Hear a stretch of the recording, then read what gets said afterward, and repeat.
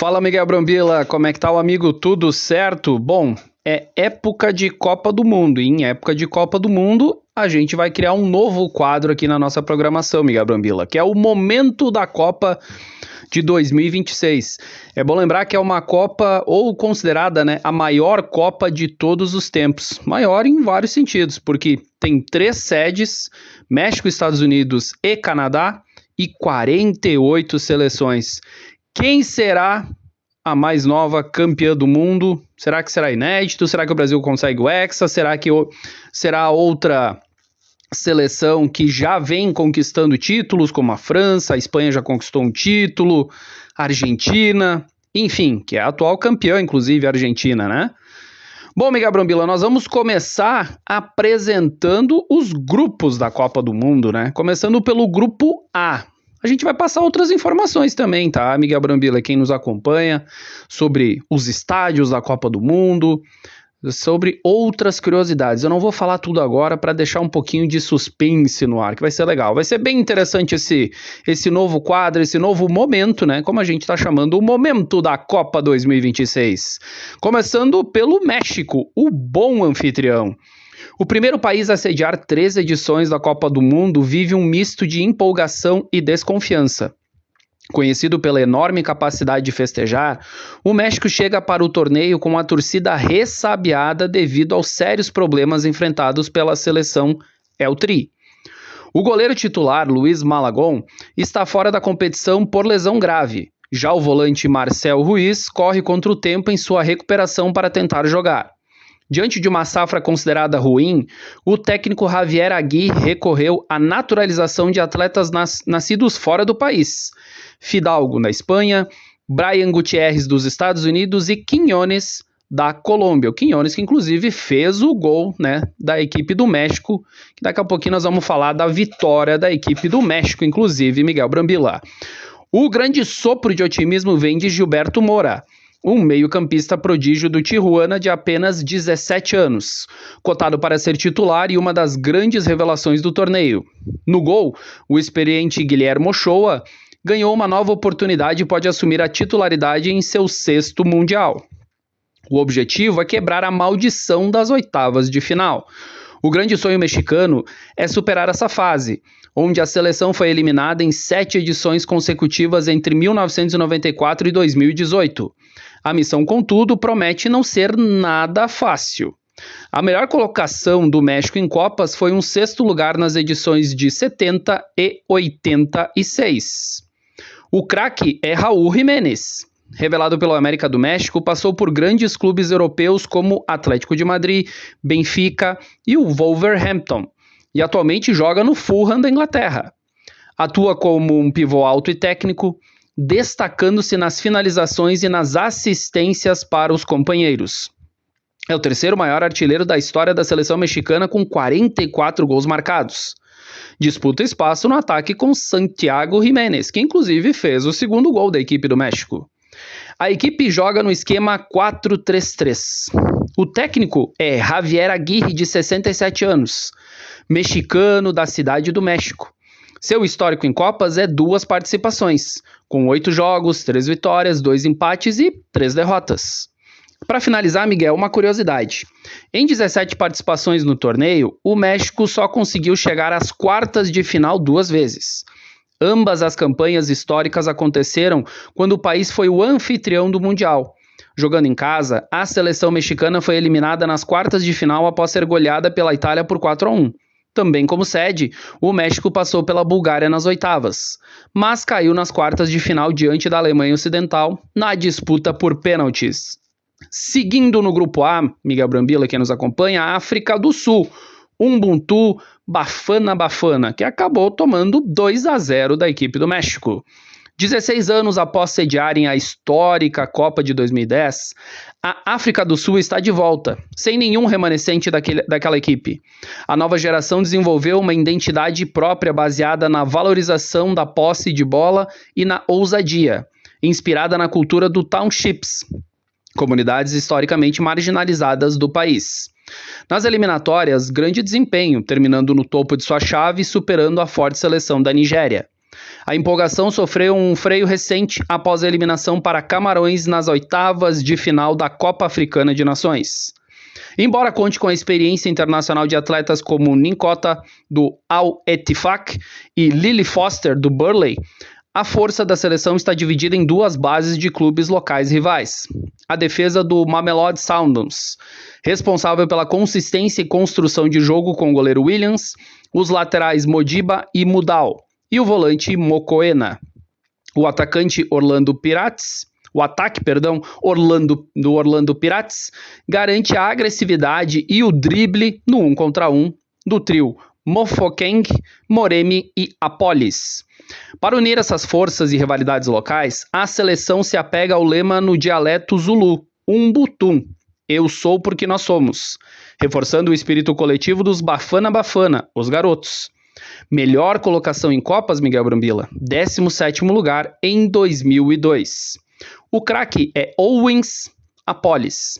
É apontado como o principal destaque da África do Sul nas eliminatórias africanas, tendo papel decisivo na vitória sobre Ruanda, com um gol e 2 assistências que garantiu a vaga da seleção no Mundial.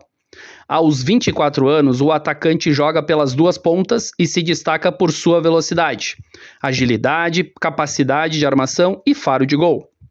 Nascido no subúrbio da cidade do Cabo, chegou ao Orlando Pirates com status de promessa. Consolidou-se rapidamente como a grande esperança ofensiva dos Bafana Boys, Bafana Bafana. A equipe joga no esquema 4-2-3-1. O técnico é Hugo Broos, de 74 anos, nascido na cidade de Rombic, na Bélgica. Ele é estreante em Copas. Para finalizar da África do Sul, uma curiosidade. Era Joel Santana, o técnico brasileiro, que deixou o Flamengo em 2008 para assumir os Bafana Bafana. Sob seu comando, a equipe alcançou o 4º lugar na Copa das Confederações de 2009, mas ele acabou demitido na sequência. A volta de Parreira para substituir Joel Santana, a Federação Sul-Africana trouxe de volta Carlos Alberto Parreira. O Mundial de 2010, Parreira foi o encarregado de dirigir a seleção anfitriã na primeira Copa do Mundo em solo africano, campanha que terminou com a eliminação da equipe ainda na fase de grupos. Seguindo no grupo A, Coreia do Sul. Ela carimbou o passaporte para sua 11ª Copa consecutiva. Embora ostente essa incrível regularidade, o melhor resultado do país na história continua sendo o contestado 4º lugar de 2002, quando foi um dos países sede. Apesar de ter tido facilidade nas eliminatórias, o que é parcialmente explicado pelo nível técnico baixo dos adversários. A seleção sul-coreana sofreu derrotas impactantes quando enfrentou equipes do primeiro escalão do futebol mundial. O Mundial anterior foi eliminada nas oitavas de final após goleada por 4-1 para o Brasil, com direito à dança do pombo. O amistoso recente, nova goleada sofrida contra o Brasil, por 5-0. Data da FIFA de março, derrota elástica por 4-0 para a Costa do Marfim. Para estancar a crise e corrigir o trabalho contestado, a equipe mudou a estratégia e adotou o esquema 3-4-3. Sustentado por nomes de peso em cada setor do campo, segurança na defesa com Kim Min-jae, criação e armação do Lim Kang-in, ataque e velocidade com Hwang Hee-chan. A estrela do time é o craque Son Heung-min, responsável por dar o toque de classe e liderança técnica a uma equipe bastante pressionada. É difícil imaginar que a seleção repita uma campanha tão longa quanto a de 2002. Mas a qualidade individual de suas peças principais e a possibilidade de um cruzamento favorável mantém viva a esperança de surpreender. Melhor colocação em Copas, um 4º lugar em 2002, na sua própria casa. O craque então é o Son. Conhecido pela velocidade marcante ao longo de 15 temporadas na Europa, ele mudou seu estilo para um perfil mais cerebral, atuando pelo Los Angeles FC na MLS. Ídolo histórico que carregou o Tottenham uma final inédita de Champions League, acumulando também passagens de destaque pela Alemanha, Hamburgo e Bayer Leverkusen. Aos 33 anos e prestes a disputar sua 4ª Copa do Mundo, ele se tornou especialista em bolas paradas e passes preciosos. Os números na Liga Americana impressionam, 3 assistências em apenas 18 jogos. Disciplinado, carismático, boa praça, e apontado como um grande exemplo de liderança para os companheiros e fãs ao redor do mundo. A equipe joga no esquema 3-4-3. O técnico é Roh Myung-bo, de 57 anos, nascido em Busan, na Coreia do Sul. Seu histórico em Copas é uma participação com 3 jogos, nenhuma vitória, 1 empate e 2 derrotas. Para finalizar, Miguel, uma curiosidade. A Coreia do Sul garantiu a sua 11ª participação consecutiva em Copas do Mundo. Jogando em casa, o país alcançou a sua melhor colocação da história ao terminar em 4º lugar. O caminho no mata-mata. Oitavas de final eliminou a Itália, quartas de final eliminou a Espanha, semifinal caiu diante da Alemanha. Disputa de 3º lugar foi derrotada pela Turquia, encerrando o torneio na 4ª posição. Agora vamos falar da Tchequia. Sufoco é com eles, Miguel Brambila. A Tchequia, a antiga República Tcheca, carimbou sua 2ª classificação para o Mundial, desde que se tornou uma nação independente da Eslováquia em 96. Na sua única participação anterior, há 20 anos, a seleção caiu ainda na primeira fase, mas agora aposta na experiência para tentar surpreender. Nas eliminatórias, terminou em 2º lugar na sua chave da UEFA. Ficando atrás da Croácia, na repescagem, superou 2 fases dramáticas contra Irlanda e Dinamarca. Ambos os jogos terminaram empatados em 2-2 no tempo normal e foram decididos nos pênaltis, consagrando o goleiro Matej Kovar como herói. O elenco tcheco conta com atletas de grande rodagem na elite do futebol europeu. Referência ofensiva é o artilheiro Patrik Schick. Os meias Pavel Suk e Luka Provod jogam próximos ao centroavante e ditam o ritmo das principais jogadas. Consistência e apoio, o volante onipresente Tomas Soucek e o experiente ala direito Vladimir Koufal. Conhecidos pela grande capacidade física, os tchecos apostam forte nas ligações diretas e na bola aérea. Em um grupo bastante equilibrado, a resiliência e a capacidade de saber sofrer são apontadas como os grandes trunfos da equipe. Melhor colocação em Copas, 2º lugar em 34 e 1962. O craque então é Patrik Schick. Aos 30 anos, o atacante é a principal referência técnica da seleção da Tchequia. Ele é ídolo no Bayer Leverkusen da Alemanha e acumula passagens por Roma da Itália e RB Leipzig da Alemanha. Destaca-se por seus enormes recursos na hora da finalização. Ele já é o 4º maior artilheiro da história de seu país, com 25 gols e estando a apenas 1 gol de empatar com o 3º colocado, Vladimir Smisser. O líder isolado é Jan Koller, com 55. Foi o vice-artilheiro da Eurocopa de 2020, competição na qual marcou 1 gol antológico do meio-campo contra a Escócia. O objetivo do craque agora é repetir o brilho do palco no Mundial. A equipe joga no esquema 3-4-2-1. O técnico é Miroslav Koubek, de 74 anos, nascido em Praga, na Tchequia. Ele é estreante em Copas. Para finalizar, Miguel, a era Tchecoslováquia de 34 a 90. Durante esse período, o país competia unificado e alcançou o vice-campeonato mundial 2 vezes. 1934 perdeu a final para a Itália. 1962 foi derrotado pelo Brasil na decisão.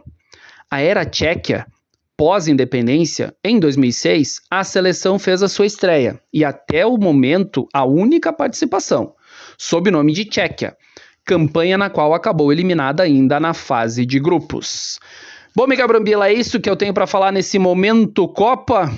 Ele foi apresentado, então, nesse momento, né, com perdão da redundância, no nosso quadro, o Grupo A da competição, que já aconteceu, né? No momento que eu estou gravando esse boletim, já aconteceu o primeiro jogo, vitória da equipe do México, que foi muito superior à equipe da África do Sul, venceu por 2-0 e, obviamente, já largou na frente. A equipe africana me pareceu realmente uma equipe muito frágil, e o México uma equipe muito forte, muitas bolas longas e um time rápido. Não sei se chegará tão longe assim na Copa, mas a atmosfera do Estádio Azteca, que na minha opinião, Miguel, é uma opinião minha particular, o Estádio Azteca, pelo seu momento histórico, por ser um estádio que já sediou 2 finais, merecia sediar a 3ª final. Mas enfim, os Estados Unidos estão envolvidos, a gente sabe como funcionam as questões políticas também.